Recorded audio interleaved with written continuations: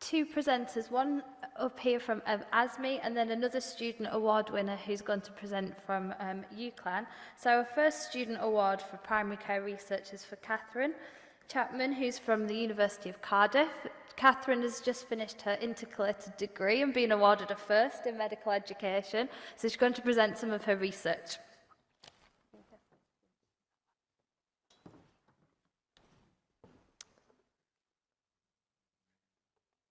Okay, hi everyone, my name's Kate and I'm from Cardiff University School of Medicine.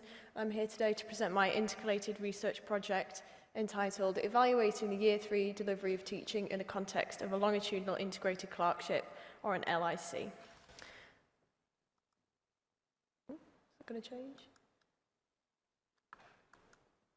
There we go. Okay, so obviously Cardiff University School of Medicine is not the only institution to use LICs as a form of delivering teaching. There are many others around the world. Worley et al. Did develop a classification of LICs based on length and discipline. Within this, Cardiff fits into the comprehensive category, which means most of the learning outcomes are met within the LIC itself, with only brief discipline-specific experiences. Amalgamative clerkships tend to be shorter than 20 weeks, and blended clerkships have linked hospital rotations to facilitate the completion of the learning outcomes. Worley et al. Also developed a method of classification based on population. Within this, Cardiff fits into the dispersed immersed category, which means students are sent to a more remote location and work more closely with GP supervisors, whereas in the parallel streaming model, students are embedded in secondary or tertiary care centres and are supervised by multiple different clinical specialists concurrently. There are many purported educational benefits of being embedded in a clinical environment, and the preliminary literature review for this project revealed some of these benefits included educational continuity, forming strong, trusting relationships with patients and colleagues, and feeling part of the team in the GP practices. Interestingly, students that were embedded in a clinical environment in the context of an LIC were more likely to return to the area once qualified as doctors. And the educational theories that are linked with LICs include the cognitive apprenticeship model and the hidden curriculum. Cardiff's LIC is known as Carer and has been set up since 2018 and takes Year 3 medical students and embeds them in GP practices in Bangor and Aberystwyth. Students are embedded for 10 months of the year with 4 weeks worth of district general hospital placement to fulfil the learning outcomes that can't be met in primary care. So this is how the curriculum works. So lectures, tutorials and the SSC period are delivered longitudinally across the 10 months. Students generally spend about 2.5 days per week in the GP practices, with 1 day for SSC and the rest of the time is self-directed learning. This is in contrast from the conventional hospital-based route, which is 3 8-week placement blocks with 1 additional block for SSC, and lectures and tutorials are delivered at the start and the end of blocks as bookend weeks. A preliminary Cardiff University School of Medicine evaluation found that carer students' progress test scores were comparable with that of those on the main programme, so we know that they're meeting their learning outcomes within primary care. However, it's not known what teaching and learning methods are being used to achieve this. Previous carer focus groups done as part of a longitudinal evaluation into carer has revealed there is likely to be some differences in these methods compared to the ones that are being used in the hospitals to teach the non-carer students.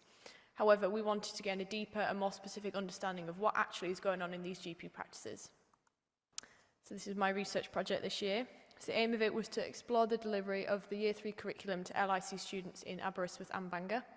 And the objectives were to establish approaches to teaching within GP practices and hospital-based teaching days, and to explore the impact of the hidden curriculum on these students.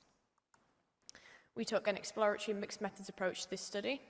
Quantitative data generated was from closed survey questions, and this was descriptively analysed using Microsoft Excel. And qualitative data was generated through open comment survey questions and focus groups, and was thematically analysed on NVivo. And we took a pragmatic approach to the research question. We generated 7 themes and 53 sub-themes from this research, but I'm only going to present 3 of these themes today.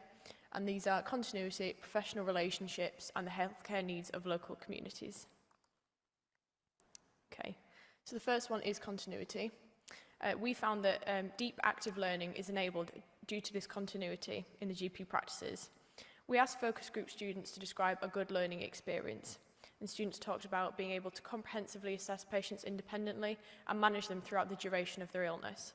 They also talked about having teaching that reflected what was seen in clinical practice and used the phrase pinning a face to a condition.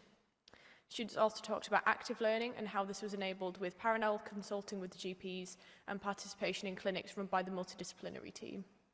Students also talked about how feedback was of a higher quality on carer in the LIC, and they thought this was because their supervisors were more familiar with them and their learning needs. And this enabled to push them and challenge them a little bit more as per the cognitive apprenticeship model. Overall, students believe that carer enabled them to be more prepared for entering foundation training than their Year 3 hospital counterparts. And here are some quotes which just evidence the things that we found. So particularly the first participant talks about how the feedback was of a higher quality due to how familiar the supervisor was with them. The second participant talks about having teaching that reflects what they were seeing in clinical practice, so the GP put a tutorial on after them. And then the final one talks about how students are able, through parallel consulting, to see the patient throughout their journey in the GP practice that day. The next theme is professional relationships. It's well documented in the literature that a strong, trusting relationship forms between GP tutors and students whilst on LICs, and this was definitely reflected in our research. However, we described it as more of a mentorship, as the GP tutors sort of encourage students to become increasingly clinically independent as per the cognitive apprenticeship model. Interestingly, this independence is also linked with students' identity as part of the team in the GP practice. Students also see their GP tutors as good role models, and they cite both professional and personal reasons for seeing them as this. However, what was interesting is in the focus groups we found there was some hesitation on the students' part to approach their GP tutors for pastoral concerns, and this was surprising considering no student reported a negative experience approaching their GP tutors with concerns such as this, and all the GP tutors we surveyed said they would be happy for students to approach them with concerns. When we explored this a little bit more in the focus groups, the students named heavy GP workload and perception of priorities as a reason for not doing so. Therefore, one of the recommendations of this report is for GP tutors to be proactive in seeking and giving pastoral support to their students, particularly in the first term of carer, where they could be less reliant on pre-existing support networks. And these are some of the quotes that students gave from the focus groups, particularly the top one, where the student talks about how GP tutors will always make time for them, but they're a bit more hesitant. And this is in contrast to the bottom two quotes, which talk about how integrated the students feel in the GP practices and how good of a role model they see the GPs as. And then the final theme is the healthcare needs of local communities. Both student groups in Bangor and Aberystwyth reported an increased understanding of the barriers to accessing healthcare in these communities, and also an increased understanding of patient perspectives of illness. Students named travel, weather, and loneliness are some of the reasons why patients in these areas would not want to seek healthcare.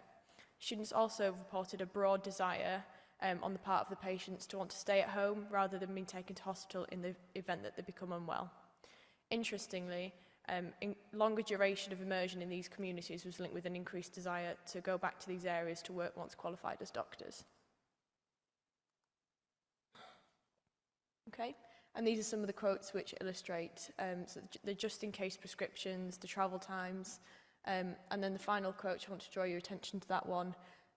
8 weeks is not a long time to spend in primary care, especially if you want to appreciate what primary care is all about. I thought that was an interesting quote. Okay, to bring you to the conclusions.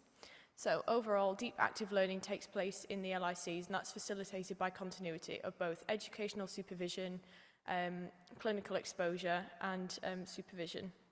The MDT play an important role in the active participation of students in the LIC, and continuity helps foster the strong, trusting relationships. Ultimately, the main conclusion of this project was that LICs are of particular importance for preparing students for entering foundation training and understanding the healthcare needs of specific populations. The main recommendation of this report is that GP tutors be proactive in helping their students seek pastoral support in order to overcome the hidden curriculum and reduce the impact of isolation whilst in the LIC. Here are the references. Thank you very much for having me.